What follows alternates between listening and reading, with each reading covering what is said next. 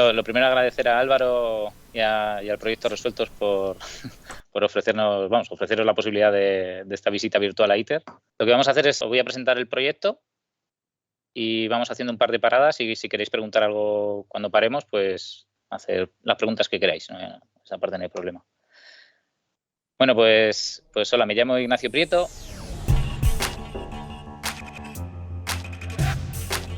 Trabajo en el mundo nuclear desde hace más de 10 años y ahora mismo 8 años en ITER. Tengo experiencias en centrales nucleares, en puesta en marcha de sistemas y eso, llevo 8 años trabajando en ITER.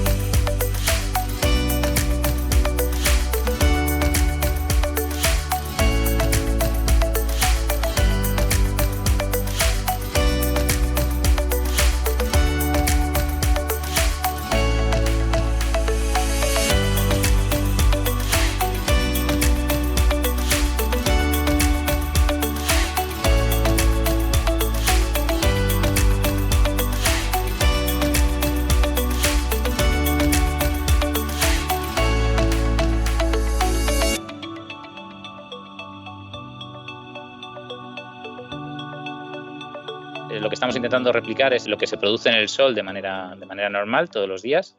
Entonces, y la ventaja que lo que estamos utilizando, no sé si conocéis esta ecuación de Einstein, pero al final es eso, la energía es igual a la masa por la velocidad de la luz al cuadrado. Estamos aprovechando que cuando juntamos dos átomos de hidrógeno, el helio, que es lo que sale de esa reacción, pesa menos que las dos partículas de hidrógeno. Entonces, esa diferencia de masa es una diferencia muy pequeña, pero como el número de c al cuadrado, que es la velocidad de la luz al cuadrado, es un número muy grande, cualquier pequeña diferencia nos da como resultado una energía muy grande. Entonces es lo que estamos aprovechando. Entonces, para hacer la fusión, lo que vamos a juntar es una partícula de deuterio, que es un isótopo de hidrógeno que consta de un protón y un neutrón, que es la partícula que hay abajo, con tritio, que es un protón y dos neutrones.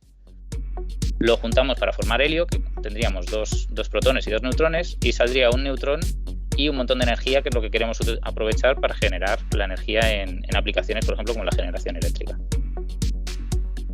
Muy bien, ¿cómo hacemos esto? En el Sol, sabemos que el Sol funciona, pero ¿cómo podemos hacer esto en la Tierra? Pues hay dos tipos de máquinas. Hay una máquina que se llama tokamak, que es una palabra rusa que viene que significa cámara toroidal de campos magnéticos. Un toro es un donut, es la forma matemática de un donut. Entonces, si os fijáis, dentro de la máquina el plasma, que es lo que vamos a intentar hacer reaccionar, tiene forma de donut. Y luego hay otra máquina que se llama Stellarator, que tiene una forma más complicada. No sé si podéis ver por dentro. Mira, esto sería como cuando están las paredes calientes dentro del reactor. En el tokamak es una forma más uniforme y el Stellarator es como un camino, es un poco como una montaña rusa. Al final, lo que es una máquina que está específicamente diseñada para guiar las partículas y producir la fusión. Entonces, es una máquina mucho más complicada, pero es otro de los mecanismos que usamos. Os he mencionado plasma, ¿vale? El plasma es el cuarto estado de la materia. Es un estado que en la Tierra no lo vemos mucho, lo solemos ver en cosas muy espectaculares como los rayos o las auroras boreales.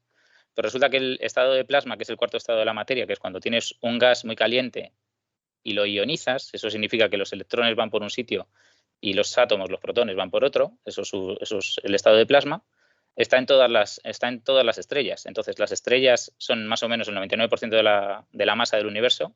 Eso significa que el 99% del universo está en estado de plasma. Aunque para nosotros no es un estado normal de la materia, es realmente el estado más abundante en el universo. Muy bien, ¿cómo vamos a conseguir esto de la fusión? Os he dicho que hay un tipo de máquina que se llama tokamak, la tenéis a la derecha, ¿vale? En el Sol lo que tiene que es un volumen muy grande de masa, entonces la propia fuerza de la gravedad ayuda a que las partículas se junten y se produzca la reacción de fusión. Pero nosotros no podemos controlar la gravedad. O sea, nosotros pesamos lo que pesamos, unos más, otros menos. pero al final no hay manera de controlar eso. Entonces lo que usamos son campos magnéticos. Los campos magnéticos al final es mediante un material conductor, o en este caso superconductor, pasamos una corriente y esa corriente genera un campo magnético. ¿Vale?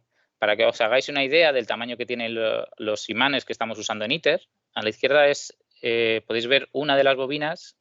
Bobina es un imán superconductor de los que van a evitar que el plasma toque las paredes. Pero el plasma, ahora lo vemos, va a ser una sustancia muy caliente y no queremos que toque nada de la máquina porque lo puede fundir. Entonces, estas bobinas toroidales, que tenemos 18, hay 9 que se hacen en Europa y 9 que se hacen en Japón, miden 17 metros de alto y cada una de ellas pesa 360 toneladas. ¿Vale? Para que os hagáis una idea del peso, es lo mismo que pesa un Boeing 747. Los aviones, cuando vamos a Estados Unidos, estos grandes que montamos de vez en cuando, pues es el mismo peso que cada una de estos imanes superconductores. Y vamos a tener 18 de ellos. Esto serían todas las estructuras. Aquí se ven los 18 imanes superconductores con la estructura de acero inoxidable que soporta, por esos imanes hay que aguantarlos en su posición mediante una estructura metálica. Y luego a la derecha podéis ver lo que sería el Celtra Selenoid. Os he dicho, estos imanes de aquí lo que hacen es evitar que el plasma toque las paredes del reactor. ¿Vale? Pues es un plasma que va a estar a 150 millones de grados. Y para evitar, esa temperatura es muy alta, entonces para evitar que toque cualquier parte del reactor y la dañe, tenemos las bobinas toroidales, que son estas bobinas con formas de D. Esto que hay aquí en medio es el Central Selenoid, que es la bobina principal del reactor. Es la que va a hacer que el plasma empiece a funcionar y se empiezan a producir las reacciones de fusión. Es un gran cilindro, me parece que tiene 23 metros de alto y es muy complicado. Luego, os he dicho ahora mismo, os he mencionado que hay dos sistemas de bobinas, las toroidales, que evitan que el plasma toque las paredes, el Central Selenoid, que se utiliza para iniciar la reacción y para mantenerla, y luego tenemos un tercer juego o un tercer kit de imanes, que son las bobinas poloidales. Estas bobinas están así a lo largo, ves que es como una especie de corona alrededor de la máquina, que lo que hacen es dar la forma al plasma. Entonces estas bobinas son las que vamos a usar para evitar que el plasma o sea, es la manera que tenemos nosotros de controlar que el plasma esté en la posición o en el centro de la máquina y que le vamos dando la forma que tiene. Un ejemplo que se da de la cantidad de energía que tienen estas bobinas: usamos bobinas superconductoras no porque transmitan muy bien la electricidad, sino porque las bobinas superconductoras son capaces de generar campos magnéticos más altos. Entonces, la energía que va a haber ahí dentro cuando esté la máquina en operación, se compara a la energía que va a tener un portaaviones a 150 kilómetros por hora. O sea, que daros cuenta que es una energía enorme que estamos usando para ese plasma.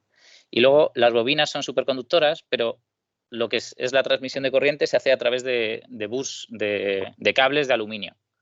¿Vale? Entonces, todo esto que se ve aquí son los sistemas para mantener las bobinas superconductoras, que son conductoras a 4 Kelvin, esto es a menos 269 grados centígrados. Y entonces tenemos que pasar de la temperatura ambiente, que es donde vamos a pasar, la electricidad va a ir por cables que están refrigerados por aire a temperatura normal, y pasarlos a través de estos feeders que se llaman, que hacen la transmisión de temperatura ambiente a 4 Kelvin. O sea, la diferencia entre que va a haber entre la parte morada y la parte de dentro es eso, son casi 300 grados centígrados, pero hacia abajo. Para eso, en ITER, lo que vamos a tener es la planta de criogenia más grande del mundo. Hay otras plantas de criogenia en el mundo, por ejemplo en el CER o en otros sitios, pero son muchas plantas más pequeñas. En el caso de ITER vamos a tener 23 toneladas de helio líquido dentro de la máquina, circulando por dentro de los imanes. Y toda esa energía criogénica se genera en una fábrica que tenemos en el sitio, que se llama la crioplanta. Lo que vamos a hacer es, primero, hacemos nitrógeno líquido. No sé si habéis hecho alguna experiencia con nitrógeno líquido para congelar o hacer helados o alguna cosa así.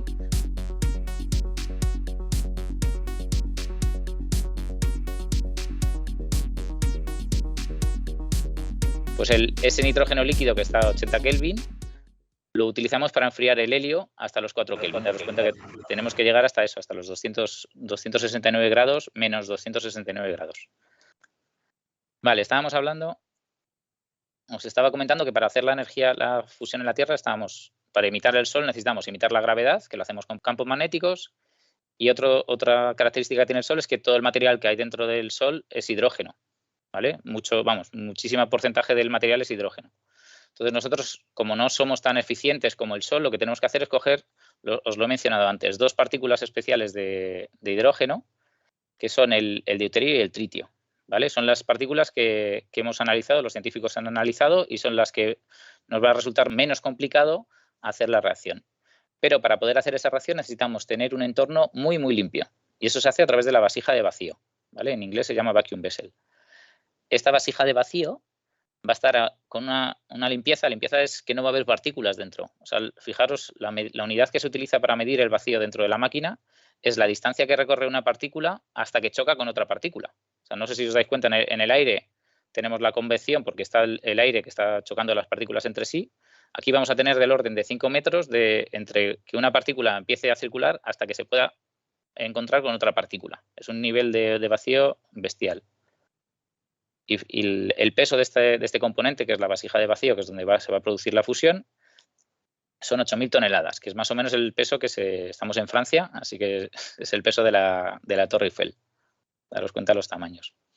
Y luego pasa una cosa, cuando el plasma empieza a calentarse, al principio el gas lo vamos metiendo en forma de gas. O sea, es como abres una válvula de una botella de presión y vas metiendo el gas dentro de la máquina. Pero cuando la energía de la reacción empieza a ser muy alta, el gas que vamos a meter no va a llegar dentro de la reacción. Entonces, lo que usamos para meter el gas dentro de la reacción es congelamos hidrógeno y lo empujamos dentro del reactor con una especie de ametralladora. Tenemos que meter se llaman pellets, que son como los pellets de madera que tenemos, más o menos. Y entonces lo que vamos a hacer es empujar estos cubitos de hielo de hidrógeno y lo vamos a meter dentro de la máquina a 300 metros por segundo, que es una velocidad muy alta. Y luego lo que estáis viendo aquí, que está comparado con un corcho de una botella, es lo que se utiliza para parar la reacción. Cuando el plasma empieza a funcionar, a veces hay cosas que no funcionan, es una máquina científica, o sea, estamos investigando con ello, a veces las cosas no van como deberían, y la manera que tenemos para poder parar la reacción es meter más gas. Por eso, ¿os acordáis que os he dicho que es intrínsecamente seguro? Quiere decir que si las condiciones de la reacción no son las adecuadas, la reacción se para. Entonces, eso, cuando tenemos la máquina en unas condiciones que no son las adecuadas, lo que hacemos es meter más gas dentro de la máquina y entonces la máquina se para. Vale, y ahora os lo he mencionado antes. La temperatura que tenemos que alcanzar son como 150 millones de grados.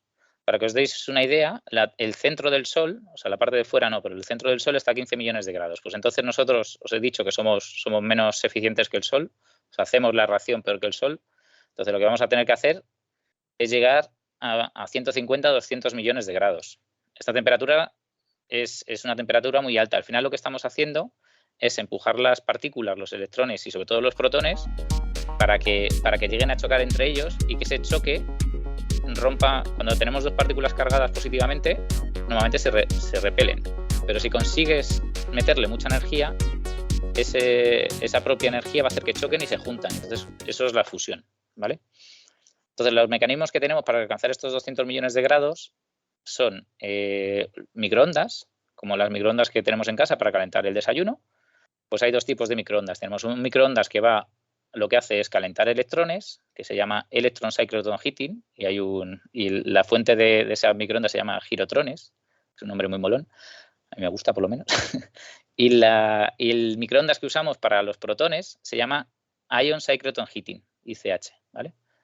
Hay una diferencia de frecuencia. Los electrones son partículas más ligeras y entonces se mueven mucho más rápido que los protones. Entonces, lo que es el microondas de los electrones funciona a 170 gigahercios y el de los iones funciona a 40 megahercios. Pero eso no es suficiente para llegar a los 200 millones de grados.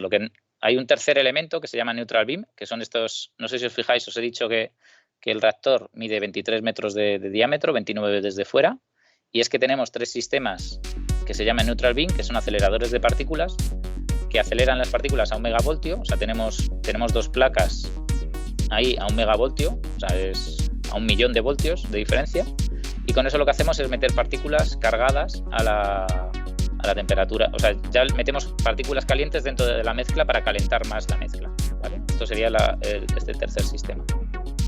Y un poco para resumiros lo que es la máquina en sí. La máquina mide 29 metros de alto, ¿vale?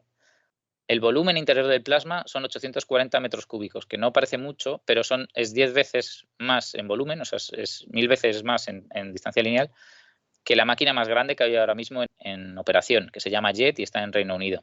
La máquina JET tiene 80 metros cúbicos, lo que estamos dando un salto de un orden de magnitud. Estamos yendo a 840 metros cúbicos. La energía que vamos a sacar del plasma son 500 megavatios. ¿Vale? Cuando esté la máquina funcionando a pleno rendimiento, se espera obtener 500 megavatios. Y en total la máquina pesa 23.000 toneladas. ¿Vale? Son los diferentes componentes. Os he dicho que las bobinas toroidales son unas 700 toneladas. Cuando empieza a sumar todo, nos salen 23.000 toneladas.